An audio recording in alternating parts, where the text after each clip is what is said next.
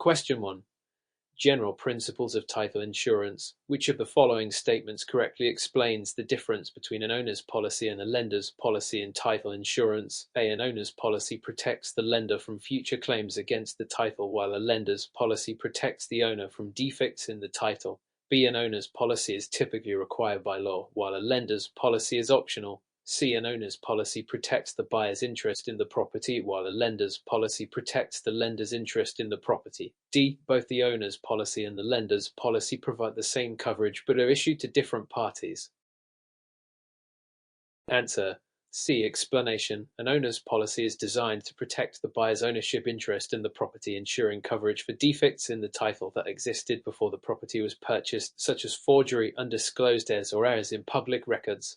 On the other hand, a lender's policy protects the lender's interest in the property, typically for the loan amount, until the loan is repaid. This is mandated by most mortgage lenders as a condition of the loan, but does not cover the buyer's equity in the property. The coverage offered by the owner's policy lasts as long as the buyer or their heirs retain an interest in the property. Therefore, option C is correct. Option A is incorrect because the roles are reversed. Option B is wrong since the owner's policy is not typically required by law, and option D is incorrect as both policies provide different protections. Question 2. Scenario-based question.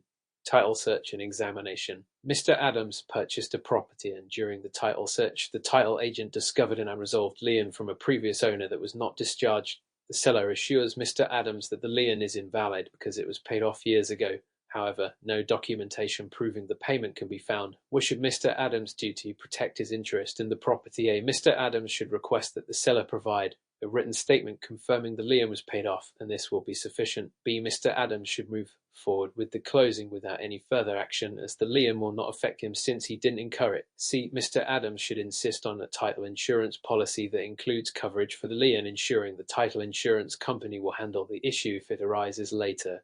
D. Mr. Adams should accept a verbal assurance from the seller since they claimed the lien was already settled. Answer. C. Explanation.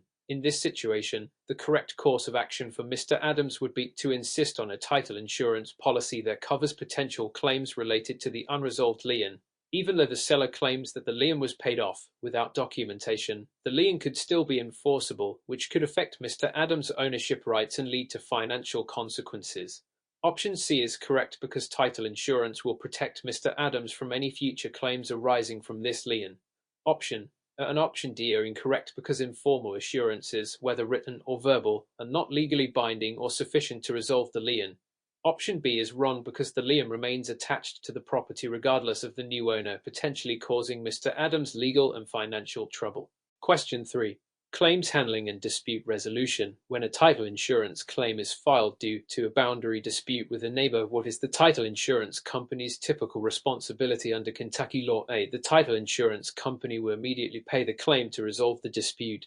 B. The title insurance company will investigate the claim, provide legal defense, and cover the costs associated with defending the insured's title rights. C. The title insurance company is not responsible for boundary disputes, as these are considered personal issues between property owners. D. The title insurance company will invalidate the policy if the boundary dispute is discovered after the policy was issued.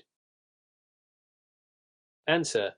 B. Explanation. Under Kentucky law and title insurance principles, if a boundary dispute arises, the title insurance company is responsible for investigating the claim and providing a legal defense to protect the insured's title rights. The title company will cover legal fees and, if necessary, financial compensation to resolve the issue as outlined in the terms of the policy. This is because title insurance covers defects or disputes that affect the ownership of the property, including boundary disputes. Option B is correct because it reflects the typical claims handling process for title disputes. Option is incorrect because immediate payment without investigation is not the standard procedure.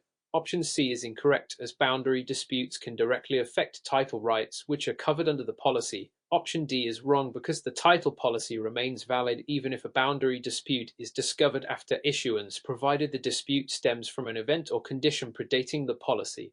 Question 4. Title defects and their impact on ownership. Which of the following situations is an example of a title defect that could affect property ownership? A. The current owner neglected to file a homeowner's insurance claim for damage to the roof. B. A deed was improperly recorded in the public records, leading to confusion about the legal ownership of the property. C. A buyer failed to obtain a home inspection before purchasing the property. D. A neighbor has extended their fence onto the property by a few inches without permission.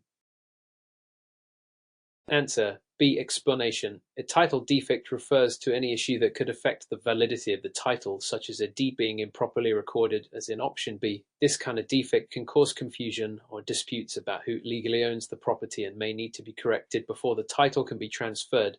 Option involves a homeowner's insurance claim, which is unrelated to the title itself. Option C refers to a home inspection, which deals with the condition of the property, not the title. Option D involves an encroachment which can affect property boundaries, but is not classified as a title defect. Instead, it would be considered an encumbrance that could potentially be resolved through legal actions or agreements between the parties. Question 5.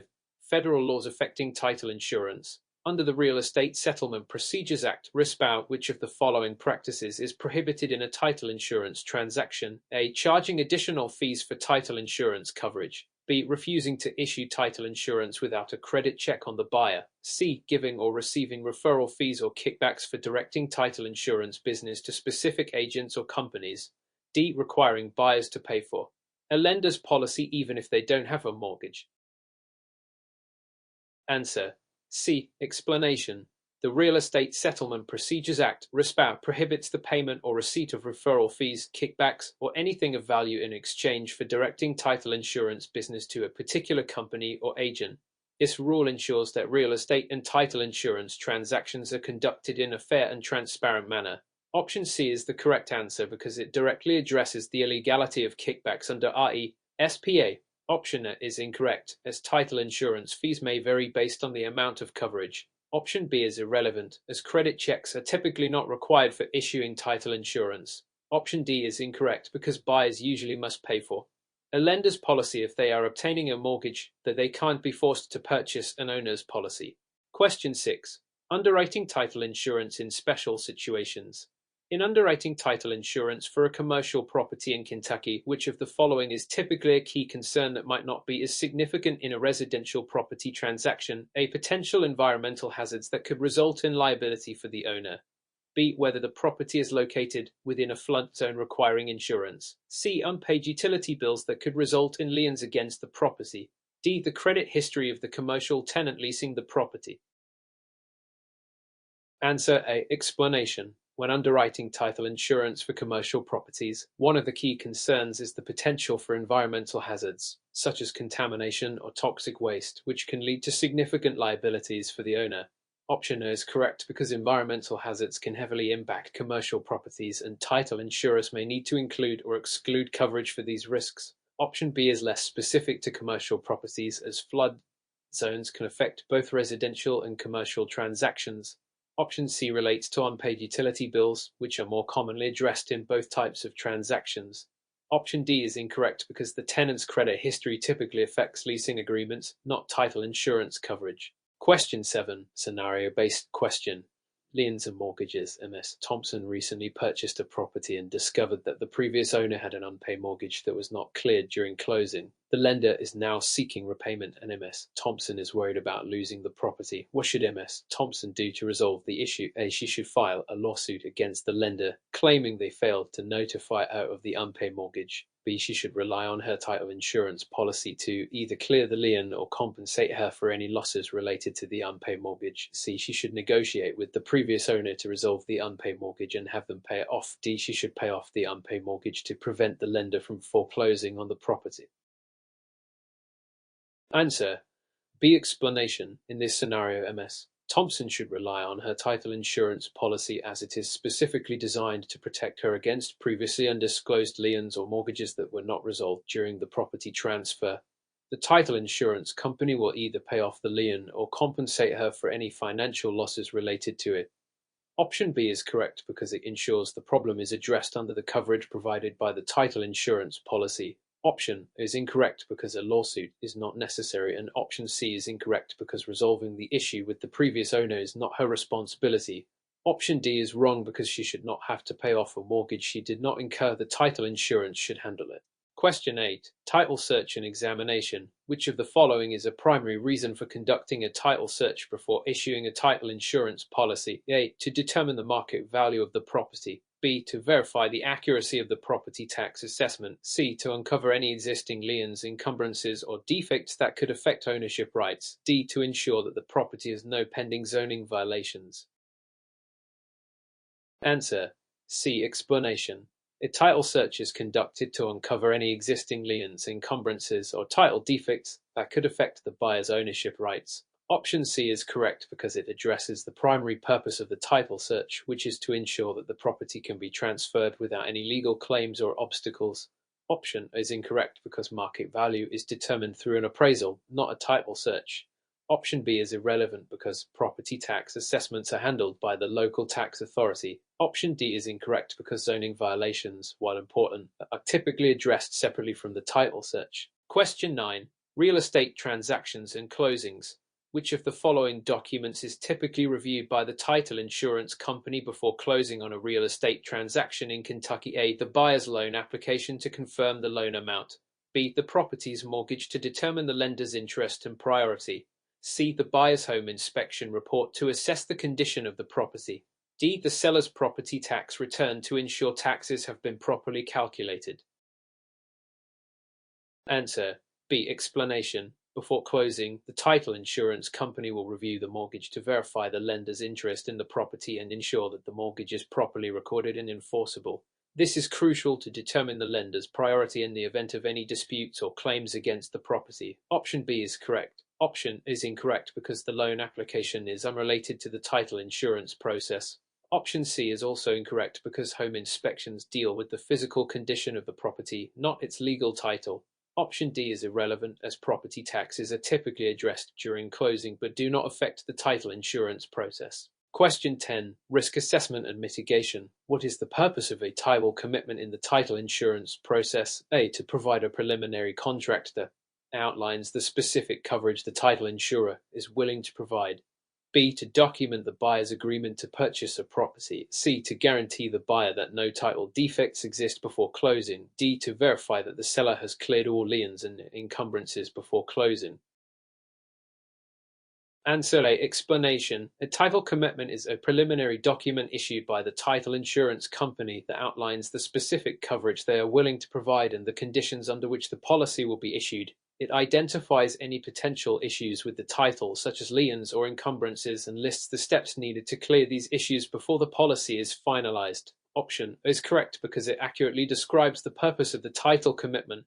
Option B is incorrect as this is the role of a purchase agreement. Option C is wrong because the title commitment doesn't guarantee the absence of defects, it simply lists the conditions for coverage. Option D is incorrect because the title commitment doesn't verify the seller's actions, although it may highlight unresolved liens or encumbrances. Question 11. Types of title insurance coverage. Which of the following is NOT typically covered by a standard title insurance policy? A. Undisclosed heirs claiming ownership of the property. B. Forged signatures on prior deeds in the chain of title. C. Zoning violations by the current owner after purchase. D. Errors in public records affecting ownership rights. Answer. C. Explanation. Zoning violations by the current owner after the purchase are not covered by a standard title insurance policy.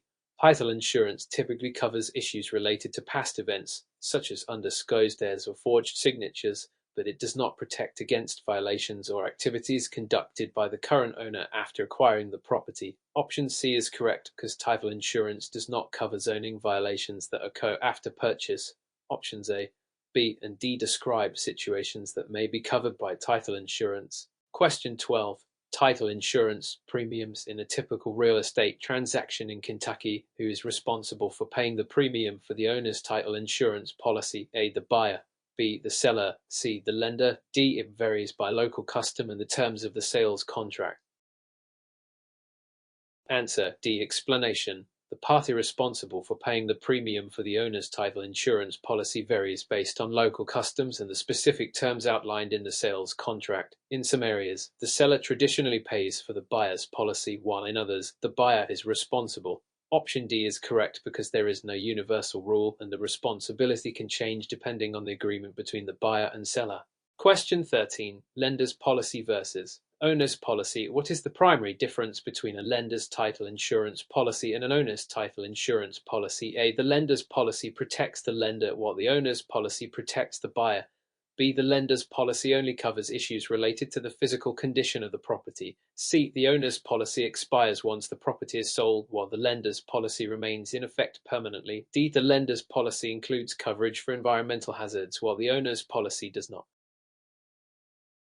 Answer A. Explanation. The primary difference between the two policies is that a lender's policy protects the lender's financial interest in the property, whereas an owner's policy protects the buyer's ownership rights. Option A is correct. Option B is incorrect because title insurance does not cover the physical condition of the property. Option C is incorrect because both policies typically expire once the property is sold or refinanced. Option D is incorrect because title insurance generally does not cover environmental hazards. Question 14. Easements and title insurance. If a buyer purchases a property in Kentucky and later discovers an undisclosed easement that allows a utility company to access part of the property, what is the most likely result under the buyer's owner's title insurance policy? A. The buyer will be compensated for any decrease in property value due to the easement.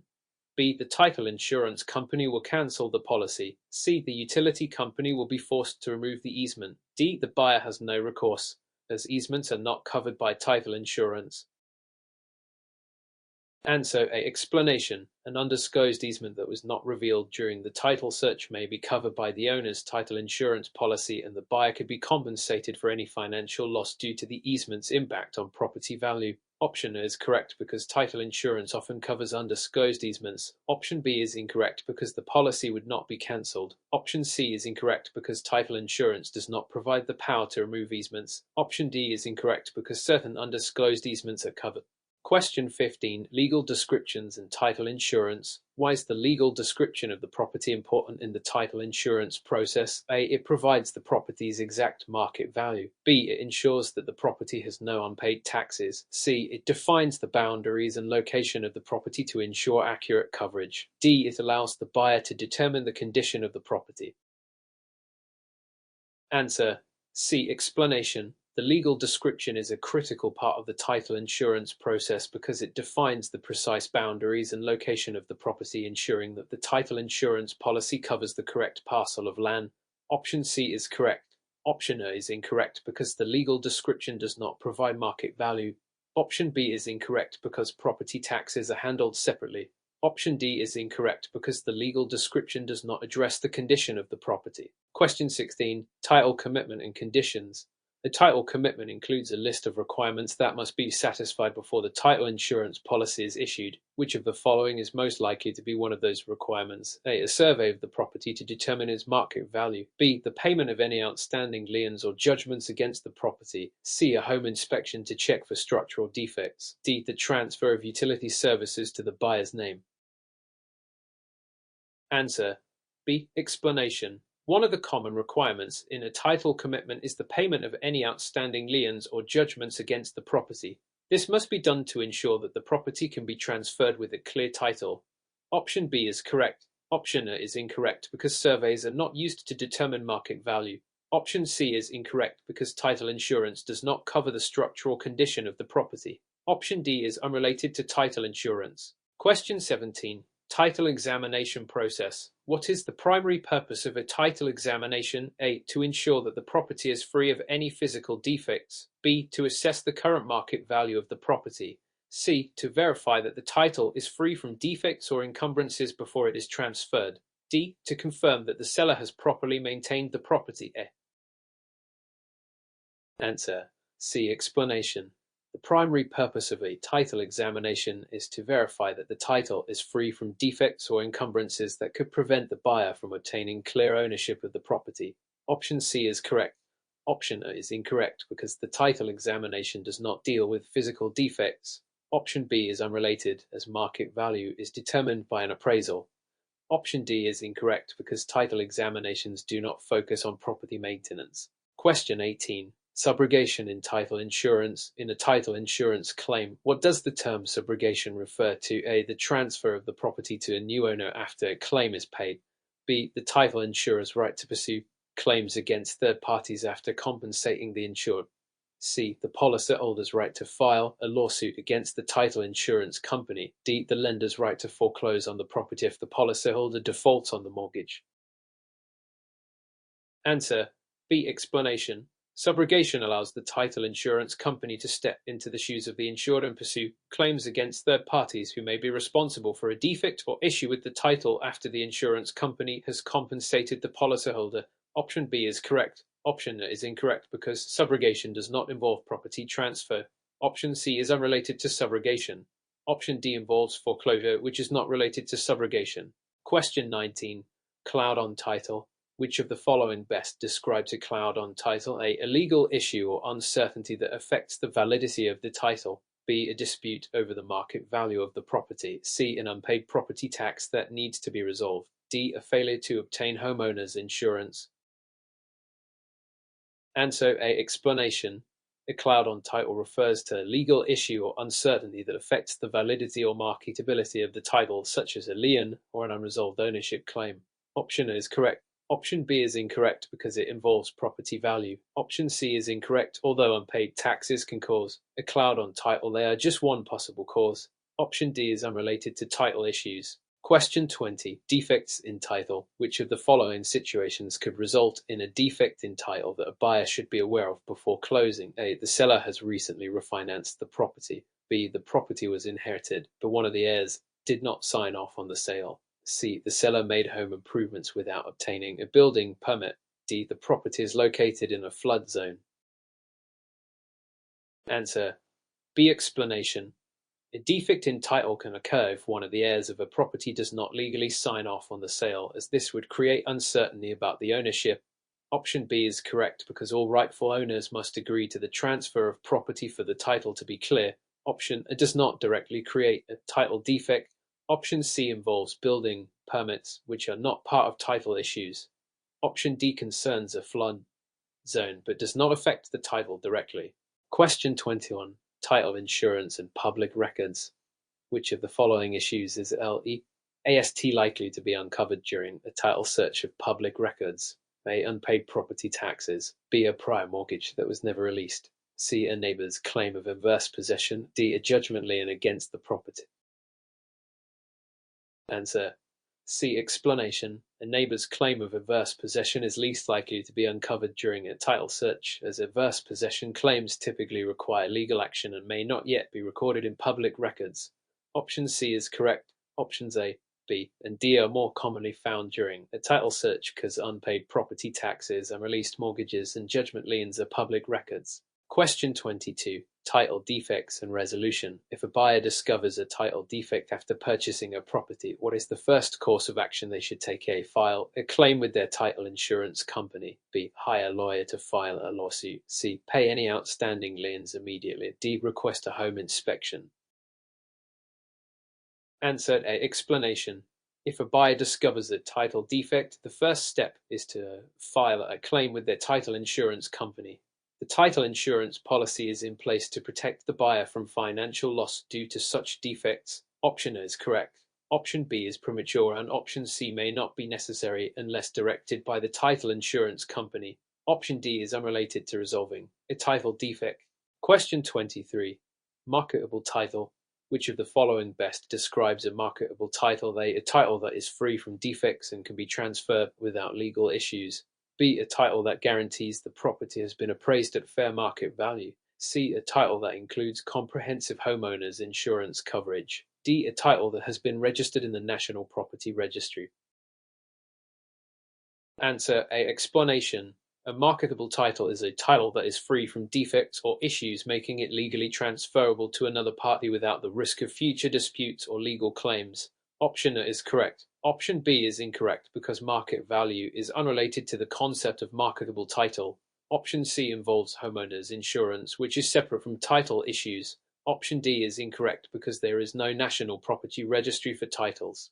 Question 24. Owner's policy coverage. In Kentucky, an owner's title insurance policy typically provides coverage for all of the following except A. Claims from undisclosed heirs, B. Defects in the legal description of the property, C. Zoning law violations by the current owner, D. Forged signatures in prior deeds.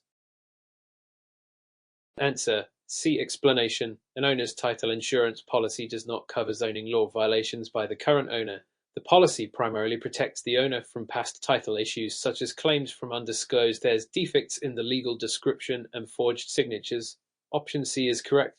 Options A, B, and D are all situations that title insurance may cover. Question 25.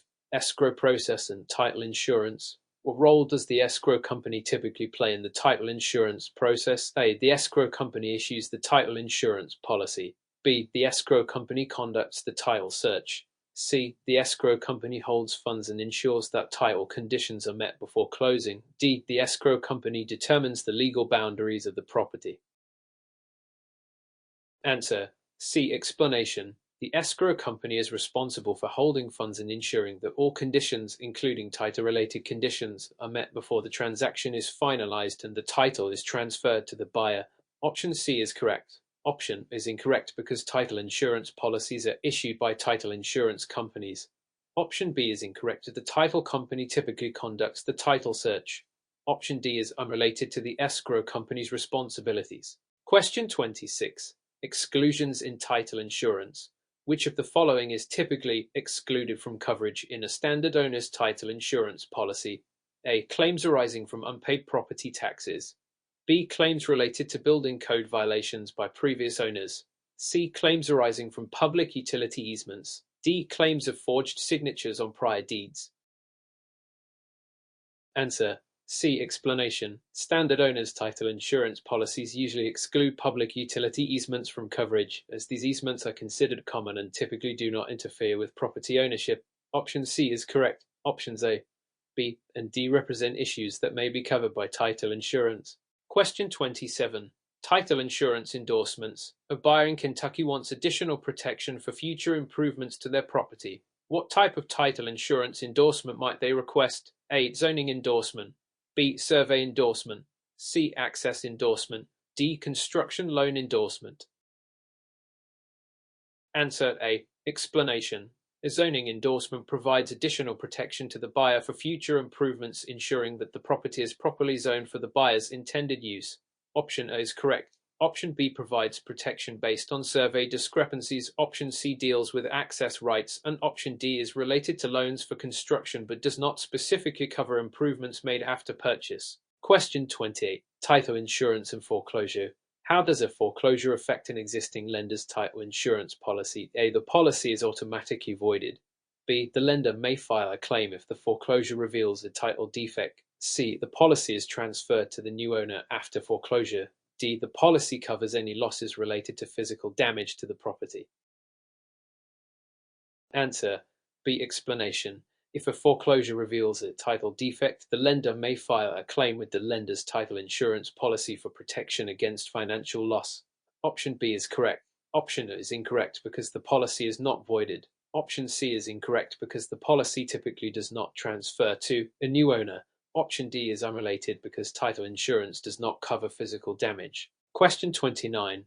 Survey and title insurance. A survey is ordered as part of the real estate transaction in Kentucky. How might the results of the survey affect the owner's title insurance policy? A. The survey results may lead to adjustments in the property's market value. B. The survey results may reveal encroachments or boundary issues that need to be addressed. C. The survey results determine the home's appraised value for the loan. D. The survey results establish the title insurance premium.